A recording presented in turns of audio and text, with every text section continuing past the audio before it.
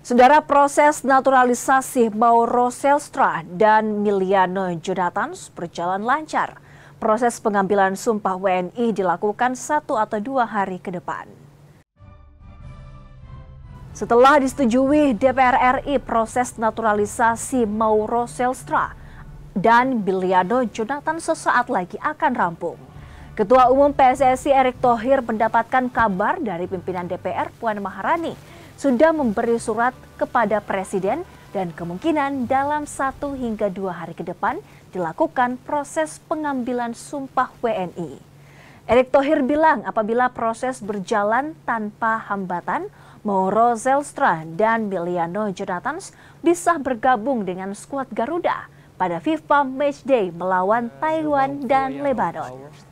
Noem het even een stap. Ja, dan ben jij best wel een getalenteerde speler. Pak, untuk Miliano dan Mauro kapan dia bersumpah, Pak? Apakah keduanya bisa? Alhamdulillah hari ini pimpinan DPR Ibu Puan Maharani sudah mengirimkan surat ke Bapak Presiden. Baru aja saya diinfo, barusan ini. Ya mudah-mudahan 1-2 hari ini ada proses yang berkelanjutan nanti untuk ambil sumpah tentunya. Ya kita berharap ya September bisa memperkuat uji coba, yaitu tanggal 5 dan tanggal 8 itu.